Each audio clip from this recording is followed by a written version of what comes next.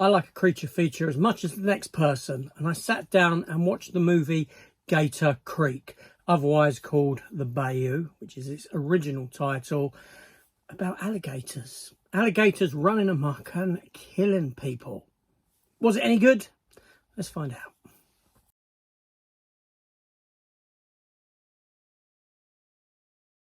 So Gator Creek, aka the Bayou, is a 2025 creature feature rated 15 with a runtime of 1 hour and 27 minutes. It comes at us directed by Taneli Mustonen and Brad Watson. I ain't got a clue what these people have done prior to this film, to be honest.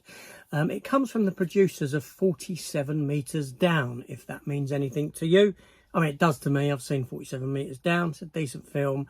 But the producers of it, what does that really mean, honestly? The film stars Athena States, Madalena Aragao, Alicia Applebaum, and a number of other individuals as well, who, to be honest, I haven't recognised for anything. I don't know who they are from Adam. Is the film any good? So the film about these characters, these individuals that get together, they're going across America to Florida to scatter the ashes of the primary character's brother who has died previously. They decide to get a plane. They drive some of the way, then they get on a plane to take them across the Everglades and take them into Florida. Only the plane crashes. It's only a small charter plane. There's a number of people on board. These characters we're introduced to at the beginning. Some other characters come into it, the pilot, etc., the navigator, and some other people who have joined the flight. It goes down, and straight away, people start getting picked off one at a time by these alligators. The alligators are having a bit of a frenzy, a feeding frenzy, or a killing frenzy, I should say, because they're not doing it for food. They're doing it for pleasure, for sport, for fun, essentially. Now, at the beginning of the film, we open up with a raid on this drug factory in the middle of the Everglades, and this stuff leaks into the river and affects the alligators and kind of mutates them in a sense. So the whole film with these characters trying to make their way out of the Everglades, away from these alligators, while being hunted down, picked off one at a time. Different characters have different, motivations and this sort of thing. Some characters are darker than others. You get where it's going. It's that sort of a film. But is it any good? So I went into this film completely blind. I will say I had no idea that it was coming out. I had no idea that it came out. I had no idea that here in the UK it is actually available on DVD. It's one of those films that bypass Blu-ray here in the UK, go straight to DVD.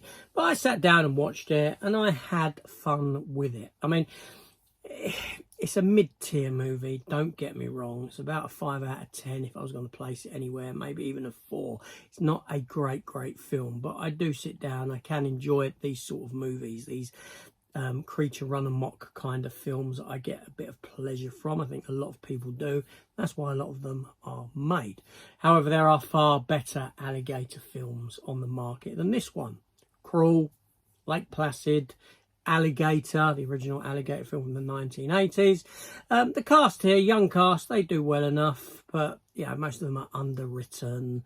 But there we go. But the film, the special effects kind of surprised me in a sense that some of it looks good, some of it looks bad.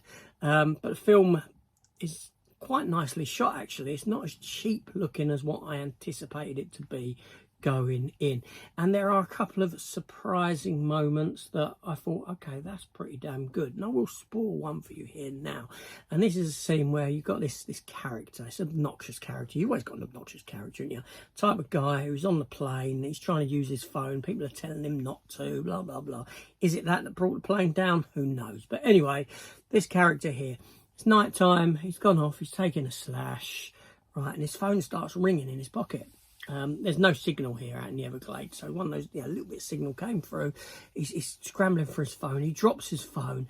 He's crawling around on the ground looking for his phone. Now, to be honest, I weren't paying too much attention to it, so I had to shuttle search back a couple of times to watch this scene. And as he's crawling about, he finds his phone, but he's actually crawled across the an open mouth of a large gator. It's just sat there like they do with their mouth open like that, and he's on his phone inside the mouth of the alligator, unaware that he is, you know, there's grass and leaves and this sort of thing kind of disguising the alligator, and then chomp, it just comes down on him. And I was like, hold on a minute, rewind, watch again. And I thought that was quite an outstanding scene in this movie.